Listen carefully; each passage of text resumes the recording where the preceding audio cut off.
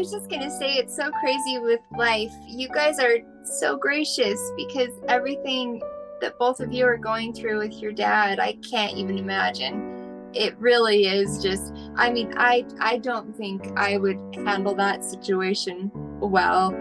I mean, it just really does show. I think God gives us what we can handle for sure. Yeah. But you guys are so strong. I mean, that's a hard thing you're going through. I want to welcome you to another episode of Media from the Heart. My name is Ruth Hill and I'm your host. And today I'm bringing a very extra special episode to you. E.C. Stilson. You might know her if you've been perusing Amazon. Maybe you've been following me because I share a lot of her posts. They're so inspirational. A few weeks ago, I had the amazing opportunity to speak with this woman, and I can't even begin to tell you how much she touched my life. Since that time, she's in the fight for her life yet again. To look at her, you may not know that she has cancer, but she shares authentically in a real and wonderful way about the tragedies she's gone through and the fight for her life that she's currently going through. So I want you to sit back and relax, but I still want you to keep your ears and your heart open as you listen to E.C. Stilson. I want to welcome you to another episode of Media from the Heart. My name is Ruth Hill and I'm your host. And today I have someone who honestly I have wanted on my podcast for months. I'll be honest. I've been a huge fan of her work, and her story has just absolutely inspired me. So E.C. Stilson is how she's known. Elisa, it is so nice to meet you. It's nice to be here. I'm so glad. I mean, you have no idea when I first found you. I will just tell just as a backstory before I get into actually introducing you. I actually first followed you on TikTok, and all of a sudden, and because you were like doing all these readings on TikTok and stuff, and I was like, who is this person? And then I started getting into what your story was, and before long, it was just like, this woman, wow. And I just was like following your story, and you just write the most beautiful posts. And just so it's been such a joy to follow you so much. Your story has meant so much, has been an inspiration to me. Thank you so much. That means a lot. I'm glad. I'm very glad. So by way of introduction, I'm just going to read just a little bit. We'll get into actually we can talk about some of this, but E.C. Stilson has authored over 10 novels, novellas, and children's pictures books. 2 of her memoirs, The Golden Sky and Homeless in Hawaii, have become #1 bestsellers on Amazon for women's memoir. Since 2011, through fundraisers, book donations, and national radio interviews, E.C. Stilson has helped raise thousands of dollars for organizations such as Angel Watch. There's a medical center, the Pregnancy Resource Center, the American Diabetes Association, and Primary Children's Hospital. When she's not working as a copy editor, she's parenting, fiddling. Yes, I know you play the violin. I love those videos too. Writing and speaking at events for infant loss support groups or cancer awareness organizations. Her most recent memoir, 2 More Years, came out in 2022 and details the author's battle with stage 4 melanoma. And I know there's a lot more that could be said, but that's the thing. And actually, before I heard about your cancer story, it was actually your infant loss story. That was actually the first thing that I first started noticing things, and I just couldn't believe. I mean, now I read something like that, and it's all like super like newsy and positive kind. So it sounds so good, but the thing is, I cannot get over what you have gone through in your life. You're a little bit younger than I am. I'm getting close to 50, so you're a little bit younger. I was gonna say, I thought we were pretty close in age. We're close. Yeah, we're close. But I know I tend to look a little bit younger than what I am, but I'm actually going to turn 49 this year. So. Oh wow. Yeah. Awesome. I heard the 40s are the best, so I'm just so excited. I actually made it. You know, doctors never said I would make it this long, so I'm so excited. That's what just those kinds of stories, I mean, your positive spirit, your determination, just the way you go about living your life is such an inspiration. You're so real, you're so authentic. But I want to go back, and I want to take my viewers and listeners back to where before all that. What was it that inspired you as a child to, I'm assuming as a child, to want to write? Oh, so this is such a silly story, but I must have been in sixth grade when I wrote my first book. And it was just this little 90-page book, but I had a hamster, and the hamster went underneath the kind of in the bathroom, it went into the ventilation system. And we lost the hamster. And I was devastated because this was my baby. And anyways, it was really wild, but we could hear it going through the house because it was literally just, like I said, in the ventilation system. And my brother actually got it out of one of the walls. and and it was fine. And so I wrote this book about my little hamster's journey and how God brought the hamster back to me. And that's just kind of been an ongoing theme in my life. It's like you have this really terrible, hard thing, there's hope, God is there, and somehow, God even breaks down walls, so everything's okay. And I mean, I'm not religious or anything, but I definitely think that God has helped me through everything. But that's how I started writing. Well, I don't think that's a terribly silly story. I think that's kind of a fun story. I mean, it's we all have our stories about how we started writing, but I kind of had this feeling you started as a child. I just had that sense, because most authors that I know, even if they don't go on to do it professionally, once they become an adult, later on in life, well, I really wanted to become a writer back when I was a kid, and I didn't really follow through on it until later. So from that auspicious beginning then, Elisa, what was, did you from there, you just kept writing as you then went on to become an adult, did you pursue that passion and that desire for writing right away? Well, so in high school, I met with my creative writing teacher, and I had a whole packet of things. I really wanted to get her feedback. And she told me I wasn't very good. And she said I needed to stop writing and pursue something else. She knew I loved the violin, and she was saying, do something you're actually good at. And so it wasn't until my little boy was in the hospital and then ended up passing away, I journaled the entire experience and just kind of hid everything away. And his entire life, all of my memories of him are in this big Tupperware, and that includes everything. I would write on anything I could find. Sometimes it was the back of his medical reports or the bills. Sometimes it was on napkins, and I ended up putting the entire journal. It ended up being over 97,000 words, but I put it in the computer, and one of my friends read it and just said, you should really look at getting this published, because it helped her. And when I was putting it in, it kind of helped me too, just come to peace with, you kind of look back and see the miracles along the way when things are meant to be, even the hard times that you were always meant to go through it and you had the strength. It just didn't really feel like it at the time.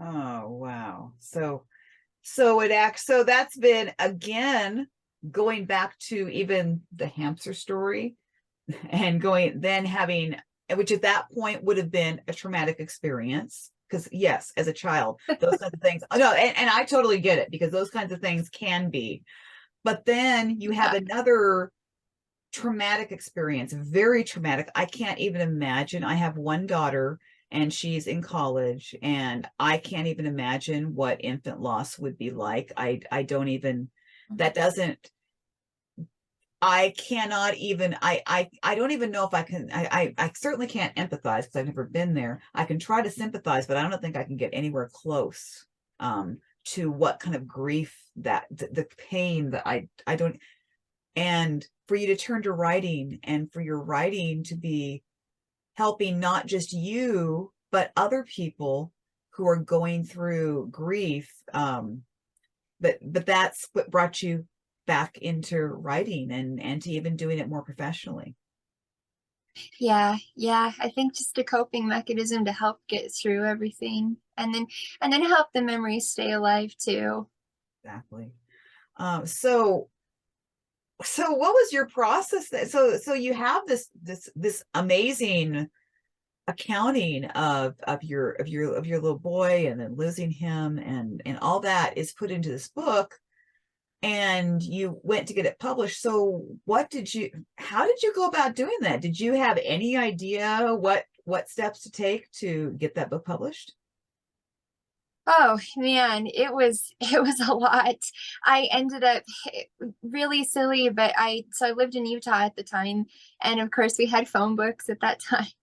And I opened up a phone book and I literally called every single person who was listed as a publisher. And I ended up even talking to the author who wrote the Christmas box. And I didn't know what a big deal that was at the time, but since he had self-published, his name was in there as a publisher. So I talked to all these different people, and most of them were pretty encouraging, you know. But by the end of it, somebody said to look at Dan Pointer's Guide to Self-Publishing. And I did get one offer to traditionally publish it, but the publisher, they wanted me to change it to say, dang it, my son died, instead of damn it, my son died. And at that point, I just decided that the story was too close to my heart. And even if it didn't go anywhere, I just wanted it for me so I could remember my little boy. And then I ended up really following Dan Pointer's Guide, which is an awesome, amazing book if you want more information about traditional or self-publishing. But then, yeah, then I self-published it. And yeah. Wow. Okay. I love the fact that I want to go back to you. The publisher wanted you to change the name, and you were like, I'm not going to change the name. Because of course, and I understand, depending on, what that publisher, their readers, they might say, oh, well, you can't say damn. Damn would be like, that would be the offensive thing. But that's what you were really feeling. And you were so committed. And I really like that. It's like, now as I'm getting to talk to you, Lisa, it's like, okay, now I know why I just love this woman so much, because I totally get this thing that you are so committed. You were going to stick with that. Nobody was going to have you change that, even if it meant getting that publishing deal. You're like, I'm going to publish it. This is what it needs to be. I need to. And so I totally respect that. Good for you. Good for you that you did that. Oh, thank you. Yeah, yeah, they were a really religious publisher, and it's hard because sometimes I look back and think they could have edited it and made it so wonderful, because it's really, really raw. The Golden Sky is so raw. Because I was only 19 when my little boy was born, and then he died just right before my 20th birthday. But yeah, so I know that they could have made it just flawless, but I read some of it now and it just sounds like a child wrote it. There's even a line in there about how somebody was old. She wasn't ancient, but she was at least 30. Then I read that now and think, wow, that's so young. Oh my goodness. No, but I think that the fact that it's raw. Now, I have not actually read this. I do have that on my reading list to read for sure, but because I would like to take a look at it. I mean, I know I've heard you read parts of it, which is just like, it's like, wow, I don't have that. It's like, wow. But I think sometimes, though, yeah, you can always look back. We can always, what do they say? We always have 20/20 hindsight, and we figure, oh, maybe if we could have done this, we could have done this differently.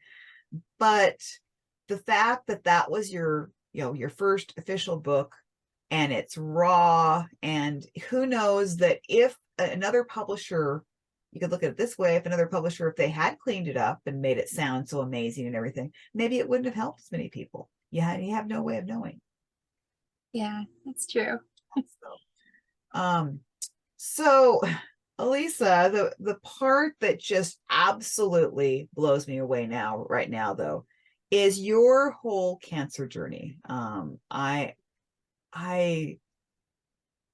first of all, I'll be honest, every time I see you online, it's like, this woman has cancer.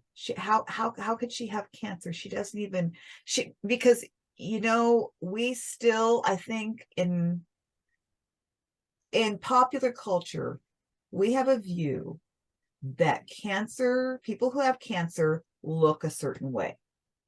Yeah. We do. We have this idea that they're going to look weird. They're going to, have, they're going to look like,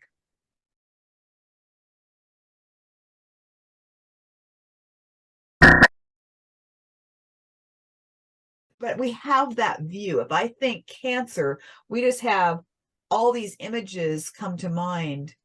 And of course, thankfully, that's changing somewhat because there's been a lot more openness about cancer. And, it's like I look at my mom is also a survivor of cancer. And there's lots of people that I know in my life who have been survivors of cancer. And, but when I look at you, it's like, I won't even think, and then I'll read your posts and you're not even focused on cancer. You're focused on you're focused on living your life. And you always have been. Yeah, the cancer will maybe keep you from feeling well enough to do this today or that, or whatever the case is. But you are focused on living your life and focused on not giving up. And the doctors say you aren't even supposed to be alive at this point. Isn't that my understanding? Yeah. They said that I wouldn't make it to see 2023 at all. So that's pretty amazing that I'm still here. Yeah, exactly. Yeah. So if you take us back to when you first went to the doctor and they gave you this diagnosis. Were you blindsided? Did you know that, did you suspect something was wrong, or was it just like all of a sudden you're told you have cancer? Also, in 2018, I had a mole that it was the most beautiful shade of purple. And my mom would not let me go through a meal without her saying something like, go get the mole checked, whatever. And so finally it was like, can we just have a meal here?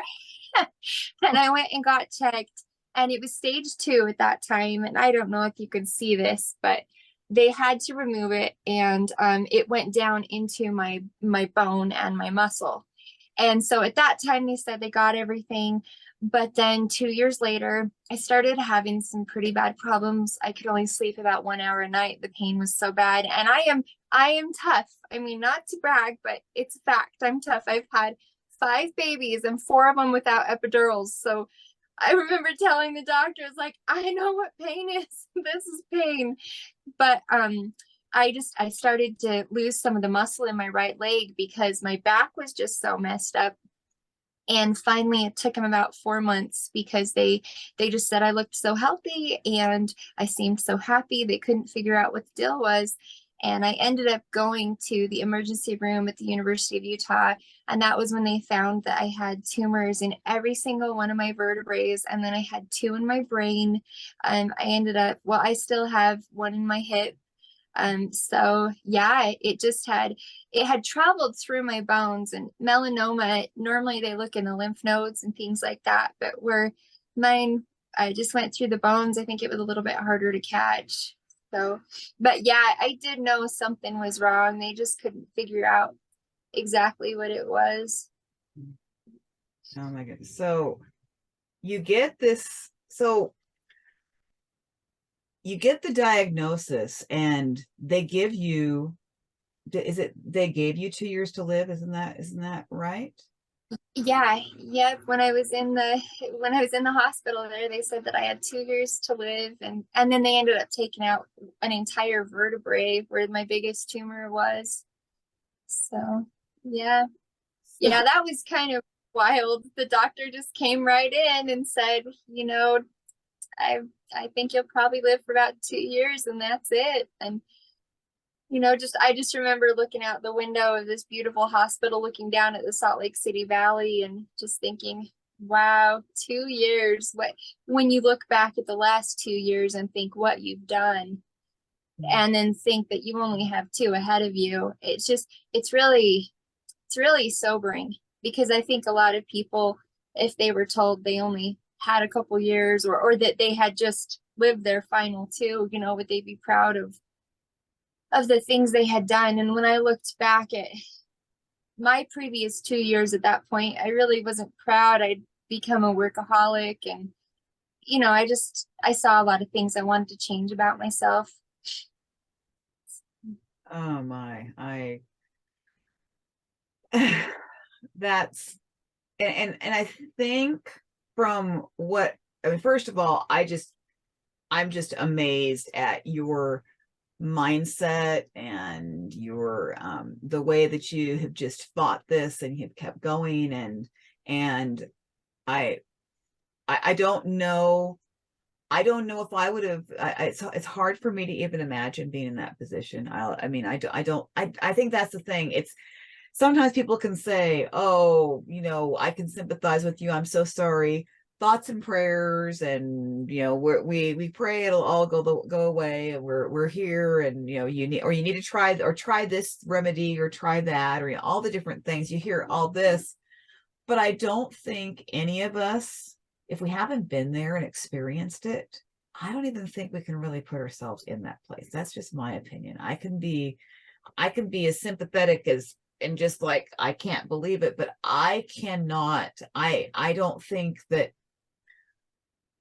I think that sometimes people can mean well by saying that they're there for you, or you tried this or whatever, because I think we have this thing of, we have to say something. Someone just says, I only have 2 years left to live, and we feel like, oh no, I have to say something, and it needs to be the right thing. But it's like, I don't know if that's always as helpful. I don't know, is that something you experienced, where, because I'm sure that you had an outpouring of love. I know that you continue to have people always commenting, and but what did you find as you're going through this, and you tell people who know you, maybe people who know you as an author, people who know you as a friend, family,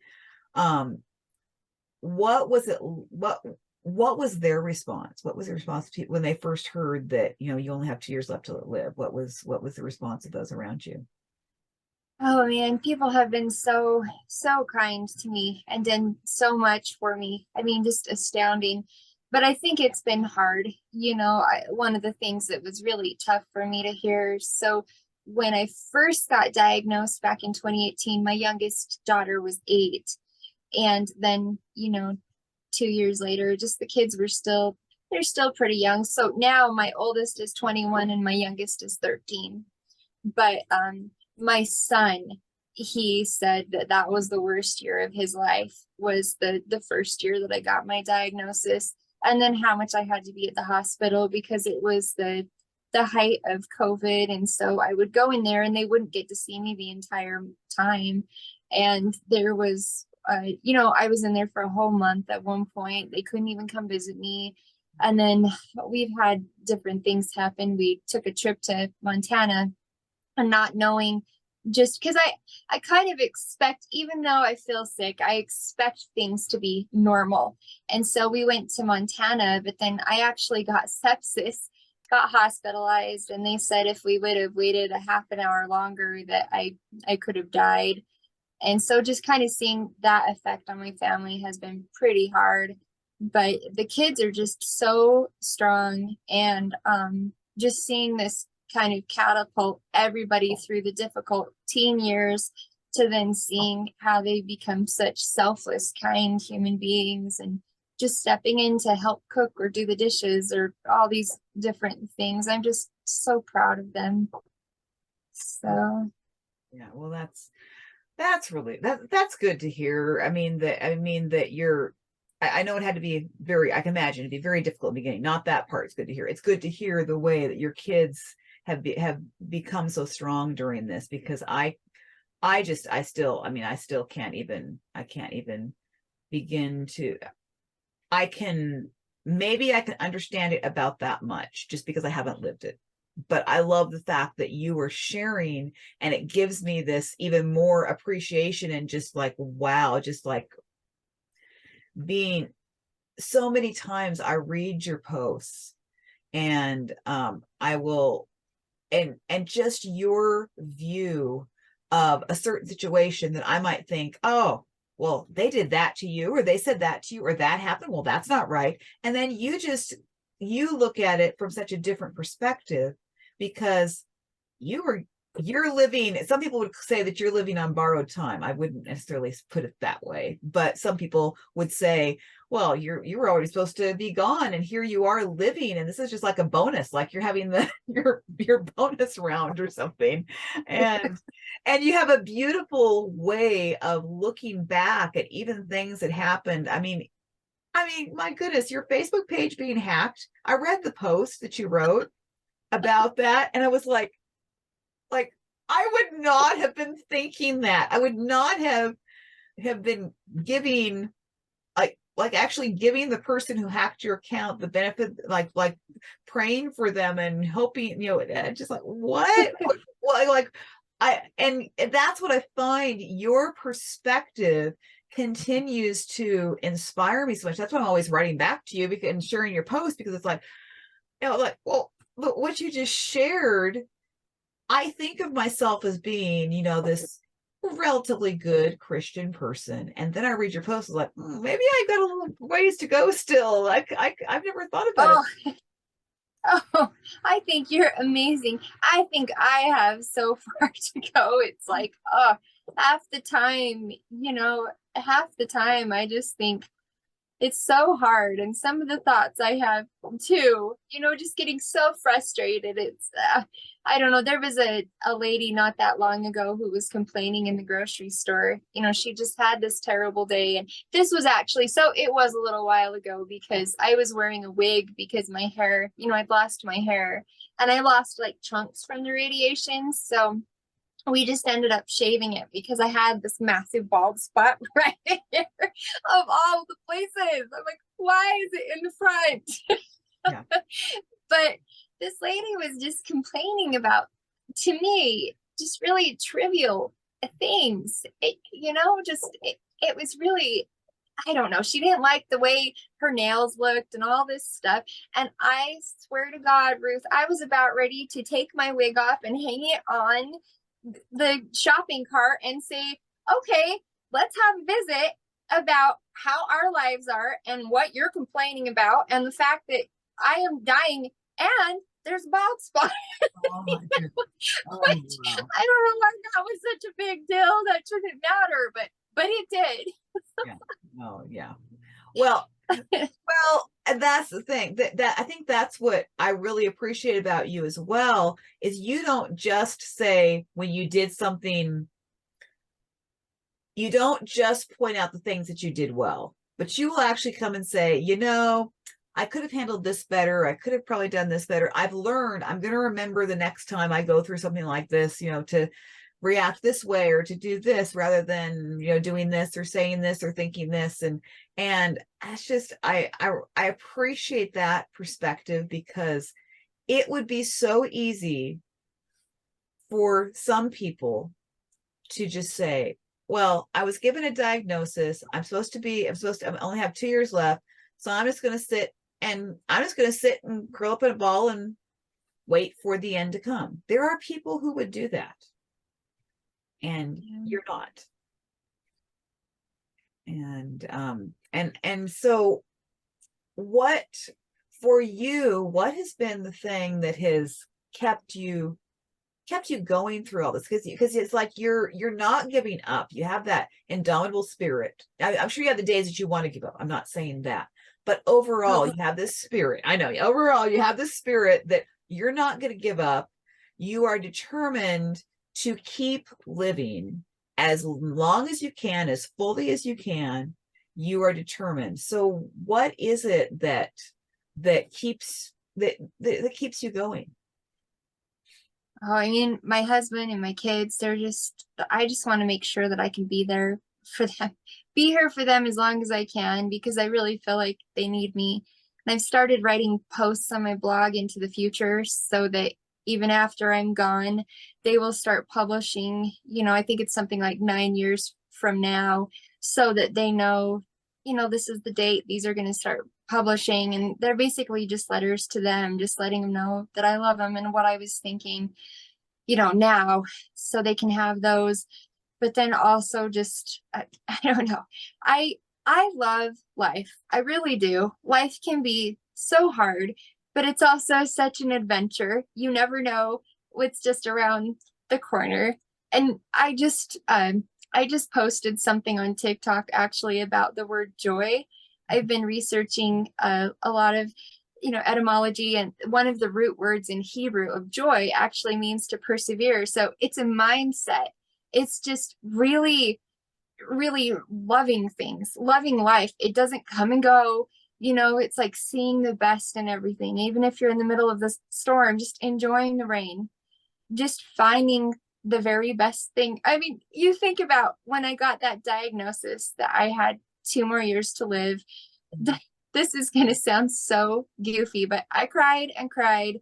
And then I decided, you get free smoothies. So I got a smoothie and I sat there and I sucked on that thing and I looked out the window and I pretended that I was in Puerto Vallarta. I thought, well, damn it, this is really shitty.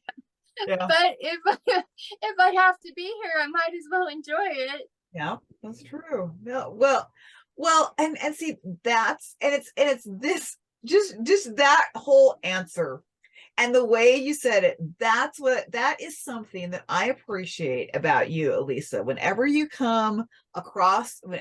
posts happen to come across my feed, which happens quite regularly, which is great. It's just awesome. I don't even go looking for them. Facebook has decided that I'm supposed to see your posts because I almost always do. And I'm excited about that. It's like, okay, thank you, Facebook, because I need her posts.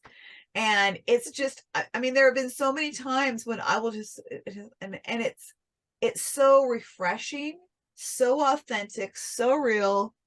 And just always you read through it and I will admit, sometimes somebody will post a really long Facebook post and I'll be kind of like, I don't know if I really want to read this whole thing. But with you, I always want to read to the end because I always know that if I read till the end, there's going to be some nugget of wisdom, truth, positivity, something that is going to make me smile.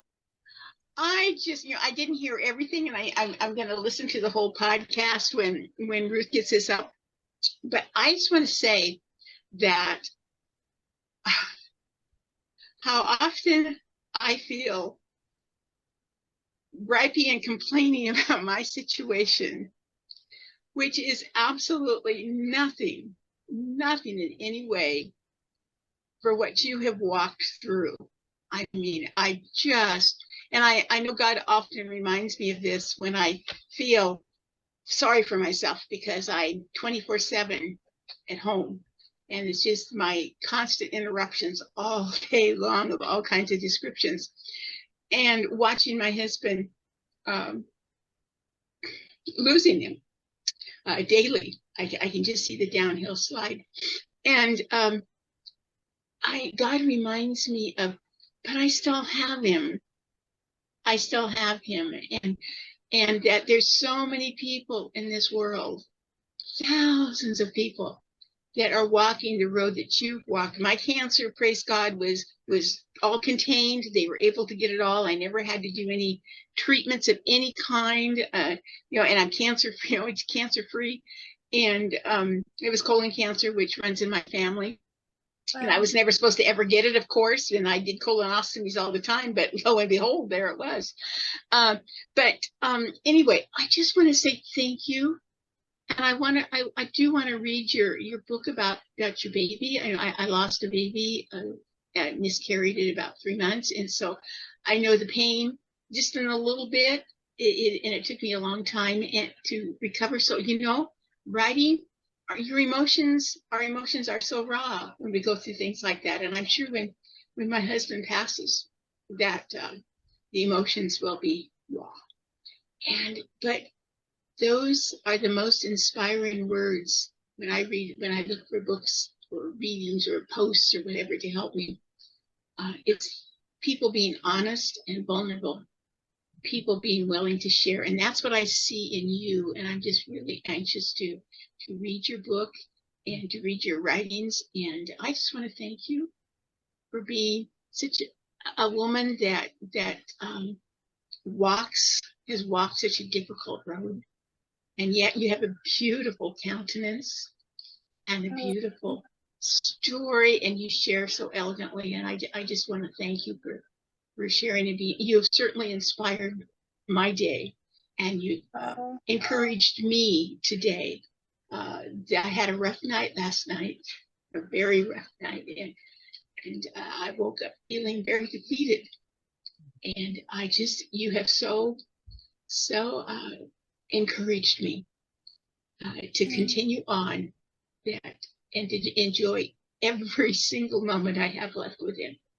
And I just thank you for that very, very much. But thank you so very, very much, Elisa. I just praise God for your testimony. It really has inspired me greatly and encouraged me after a very, very challenging night. So thank you so very, very much.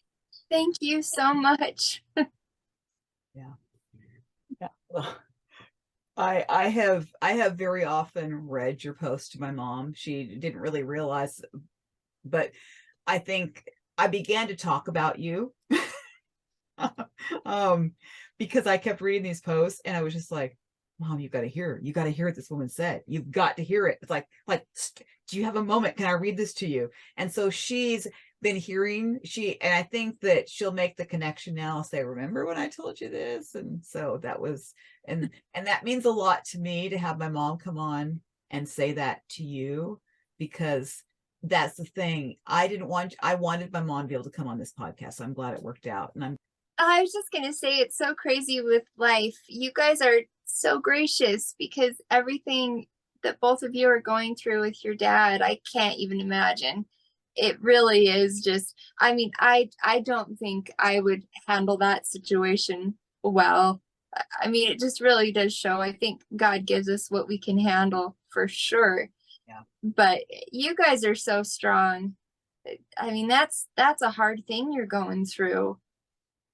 Yeah, well, I think you hit the nail on the head. It's like God gives us what we need at the time, because that's the thing. It's like I'm thinking, well, what we're going through is nothing compared to what you're going through. But then it's that thing of where God gives us the grace that we need for what we're going through at the time, and that's definitely, but I think what's beautiful, and I think that what we're seeing, what you and I are seeing in each other even, is that we're not sitting there playing the poor me, I'm a victim. I'm not saying we don't have our days. I mean, I know we all have our moments, but overall we come back to, we're going to make it through. We're just going to take it one day at a time. And we're going to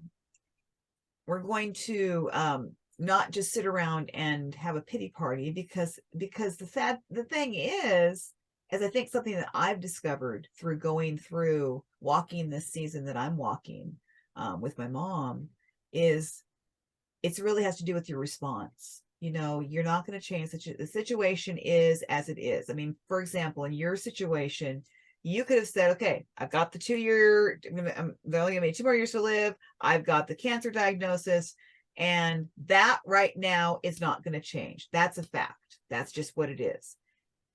And you have a choice of your response. It goes back to your response. You could respond being angry, frustrated, and taking it out on everybody, and just as I've said, curling up in a ball and just waiting. And lots of times, for people who do choose to walk that road of just being really negative about it, and that's their response, then they probably are going to pass in 2 years, just because there is something about, okay, like almost a self-fulfilling prophecy. Like, okay, they gave me 2 years.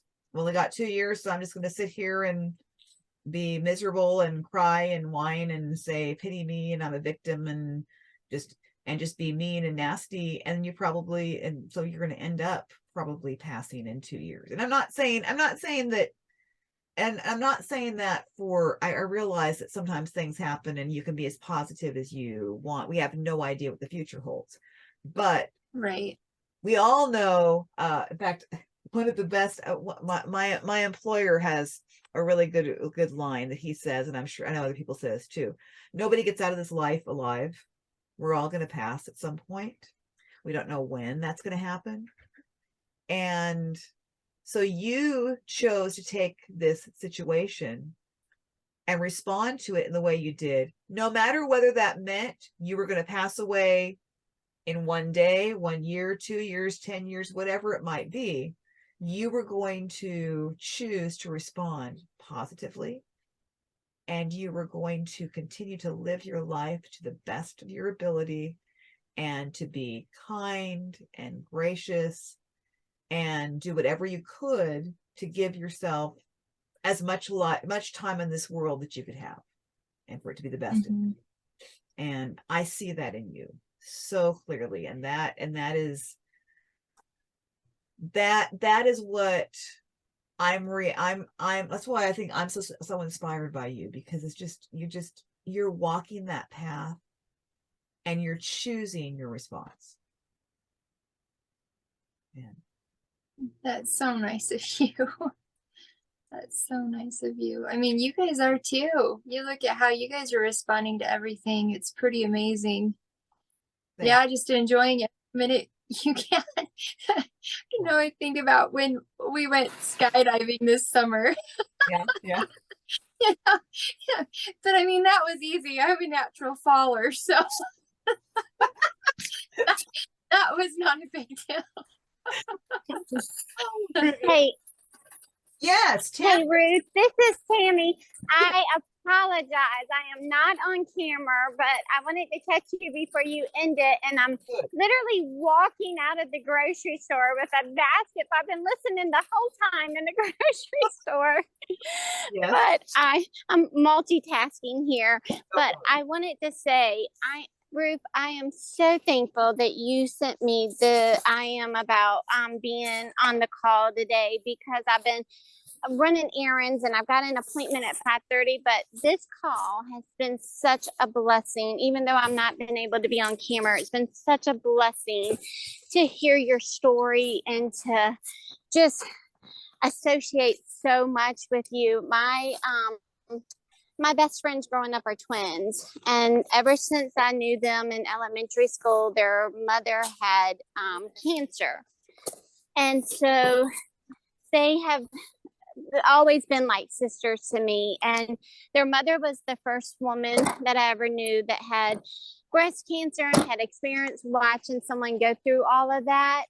And it was, it bonded me and her girls to watch their strength, to be there, to be a part of that process. And it was just such a time, and it's been over 30 years now since she did pass, and we just turned 50. We're 2 days apart in our birthday, so we just all turned 50, and we've all had this sisterhood, and I remind them all the time of the things that they're like with their mom, and how as they've grown, so much of her characteristic has come out in them.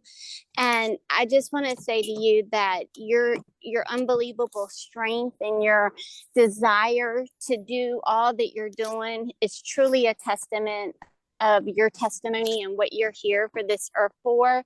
And the purpose of why you're here is just something that, as hard as some days may be to get up and go through, it's just something that you have to just be so proud of yourself that even on your worst days, you probably still do your best to put that smile on and to get through it. And you don't complain, and you don't probably question, why me?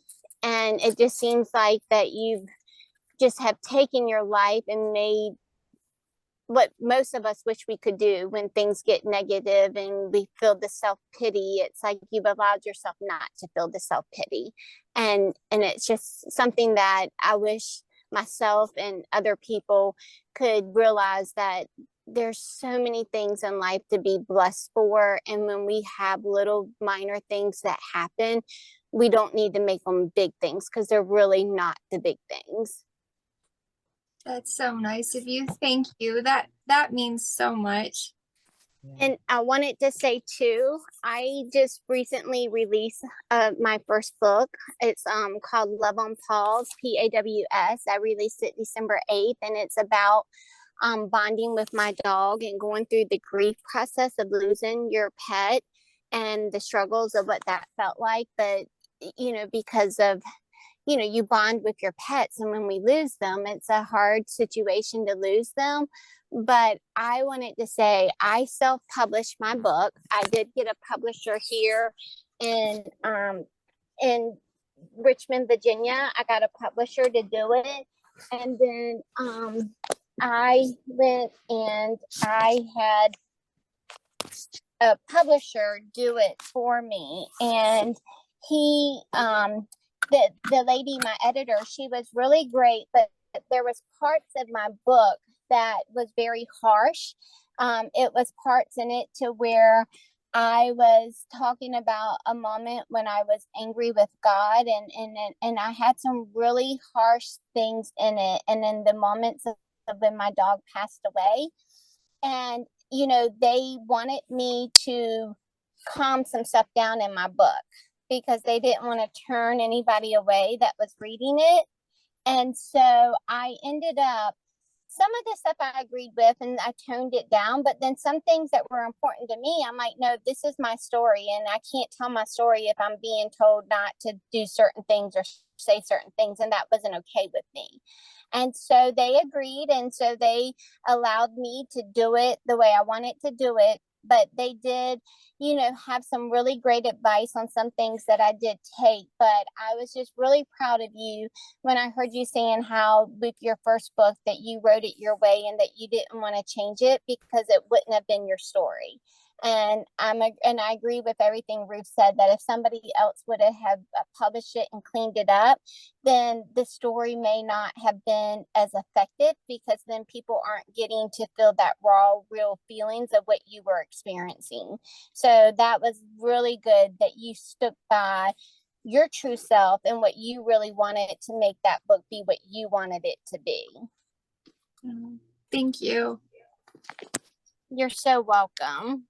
Thank you, Tammy, for coming on. I'm glad you were able to come on. I was hoping you'd be able to. I just, like I said, this was I'm felt rude being running errands and in the grocery store listening, because I couldn't be on camera and everything. But I didn't even, once I started hearing you, I was like what Ruth was saying, I didn't even want to cut it off or nothing. I'm like, I just have to listen to everything that's being said. It was just so endearing, and I just really truly wish you all the best and continue to just each day get up and keep your smile and keep your spirit, because it seems like you have an amazing personality that I'm sure everyone around you feels your love.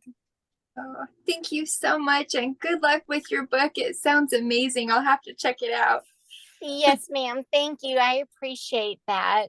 I'll have to Ruth will have to put a link. She said she follows you, so I need to follow you for my encouragement daily. Okay. I'll make sure. I will be sure to send you that. Yeah, for sure. And I'll put that in the show notes when I post this too. But yeah, wow. Yeah. Well, this is see, Lisa, this is what I love about my podcast is, as I said, it seems like I always think, okay, is there going to be somebody today? Am I going to have a virtual audience? Is it going to work out? And God has always provided there to be at least one person, and I've been so grateful. It's like the times where I'll start thinking, okay, there's not going to be anybody there. What am I going to do? And that's what I love, is they add so much to it, because it's not just me, but they have followed me for a lot of the people who come on have followed me for a long time, and they're super positive people too, and I love that they see in you what I've seen, and they're willing to and I appreciate that. And I really hope that's an encouragement to you, because that's really what I want this to be. Oh yeah, yeah, definitely. And I'm gonna be following your podcast now too. That's so fun that you have people pop on like that. You do a great job. Oh, thanks. Yeah, it was an experiment in the beginning, and that I just loved it so much. And so yeah, there's like I can't believe I've published as many episodes as I have. So you'll be able to tell it's a little bit it is I'm much more relaxed now. When I go back and watch the early ones, it's like you're talking about, you go back and read your early your early book. Well, I go back and watch my early podcast from last year. I'm like, ooh, I was really like, I was so rigid and not, and I wanted to tell myself to like, just relax and enjoy it, and, not be so, and so if you want, but yeah, definitely, I'd love for you to check them out. So Elisa, I just want to thank you as we wrap up here, as we get ready to wrap up here. I just want before I do wrap up, now I realize you're still going through this whole health journey. And of course you had this book come out last year. Are you looking at doing, I know you're writing your blog and you're doing writings here and there. Are you looking at possibly writing more books or anything like that? Yeah, so I've written another book. It's just a fiction about a girl who's on hospice and then starts having these weird experiences where she's basically seeing what the afterlife is like. So I've been working on that one. And then I actually have enough written for a sequel to 2 more years, which is kind of crazy. So yeah, but it's been wild because I've just been getting so sick that I try to sit down and get everything together, but it's been getting a little bit harder than it was. So we'll see what happens if I can just get it together. I have my Pepsi, and that is like, right. As long as I have Pepsi and coffee, I should be good to go. Oh yeah, I don't know. There you go. So that's Elisa's secret to outlasting cancer is Pepsi and coffee. There you go. Right? I think it's coffee for sure. If I get better, it's gonna be because I've been drinking like a gallon of coffee every day. So well, you know what? If that's what's working for you, I say go for it. I mean, my goodness, you must, and you know what? It's not just that you must be doing something right and that's why you're still here, but I believe God has a purpose for you still. I mean, I see that you are here for a reason. God is not done with you yet. You have more lives to touch, and I'm just grateful because I was almost hesitant to reach out to you because I thought, man, she's going through all this cancer treatments, and so I'm watching the story, and I wanted to reach out last year, and I thought, do I do it? What do I do? And then I'm just like, and then actually what sparked the reason I reached out to you is I thought, oh, her Facebook page got hacked. I got to reach out to her and bring her on, because then we can maybe get some more interest for her book, and people know about her. It's like the perfect time to bring her on. That's why I finally reached out, and I'm so glad. I'm so honored that you were willing to come on, and it's just been such a joy getting to know you. And I'm really excited to get to share this. I'm going to make it a point that I share this very soon so that we can get the word out about you, because I think there are a lot of people out there that need to hear the story that you're telling, the inspiration that you're giving, and I just by you being who you are inspiring so many people. Oh, thank you so much. Well, and thank you for giving me something so big to look forward to. I've been really excited to visit with you, so thank you for having me on here. Well, my pleasure, for sure. And I will let you know when this gets posted. And so I just want to wish you all the best. And if there's anything I can ever do to help you, feel free to reach out. Let me know. You're kind of stuck with me now. It's like I'm gonna be kind of Hey, same for you. that's good. Same. Good. All right. Thank you. Well, you're welcome, and thank you. And you have a great rest of your week. All right, you too. Bye, Ruth. All right. Bye, Lisa. I really don't know how to wrap this episode up. If there is a woman who has every right to complain and to be upset with the quote-unquote hand that she's been given in this life, it'd be Elisa. Why not? But you know what? That's not her. In fact, just recently I read about how she won't let herself make but one negative comment per day. She only allows herself. I mean, how is that even possible? And every time I see a post from her, it just stops me in my tracks. So I hope that everyone here listening will go follow her. I'll leave all of her social media links in the description. Buy her books, plural. And let's just pray for her. If you are a praying person, let's pray, please. Let's follow her story and pray, because I believe that she is the kind of woman that we need in this world today. So, as we wrap things up here, be sure that you are following my podcast. Rate and review on Apple Podcasts. If you're watching on YouTube, thumbs up, subscribe, that'd be awesome. And please join my Facebook group. I would love to have you guys jump in anytime that I'm having a podcast recording. You could be in my virtual audience, so join that group. Please let me know any of your thoughts. I'm open to suggestions. This is not all about me. It is about my guests and it's about you. And I'm doing this for one reason. I love it, yes, okay. But I'm doing it for more than one reason. But I'm doing it as something that I feel so passionate about, highlighting these people and giving you guys the opportunity to come and ask some questions and to learn who they really are. I want to wish you the most amazing day ever. God bless. See you on a future episode of Meet It From the Heart.